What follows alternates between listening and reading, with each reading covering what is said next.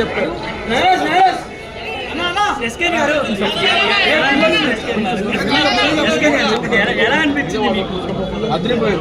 అరే మామ అది పోయింది చూడు మా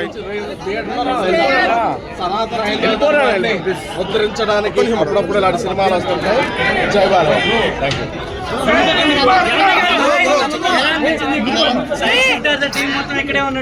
బాలయ్యబాబు ఫ్యాన్స్ పిలిచారు.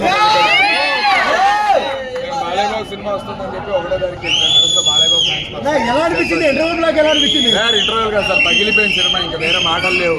అయిపోయింది అంతే. బాలయ్యబాబు చెప్తారు కదా, ఆకాశం అంచులైనా చూడొచ్చేమో కానీ హైందవ ధర్మంకు ఉన్నటువంటి లోతుని అసలు ఎవరు అంతుపట్టలేమని. వేరే లెవెల్ మ్యాడ్ మ్యాక్స్. ఇంకా iron man, super man, spider man లేదు, అఖండ man.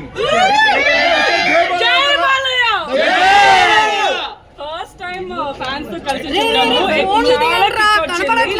Next very good experience.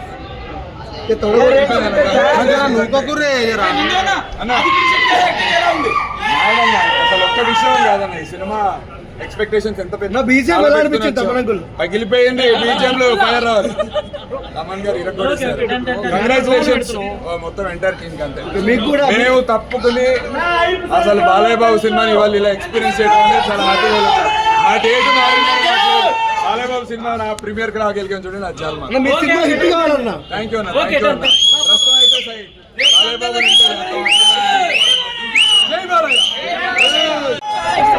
Excite అయ్యాను.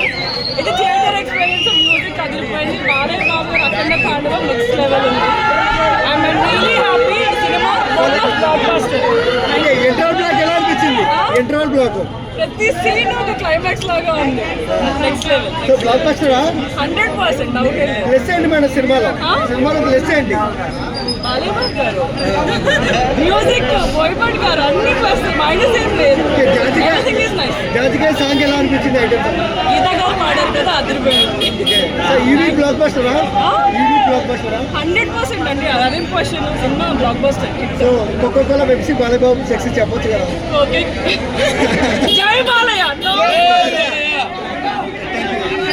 అదే రోబోట్స్ కట్ట ఉన్నాయి కదా, అది బాగుంది. అఖండ 1 బాగుందా 2 బాగుందా?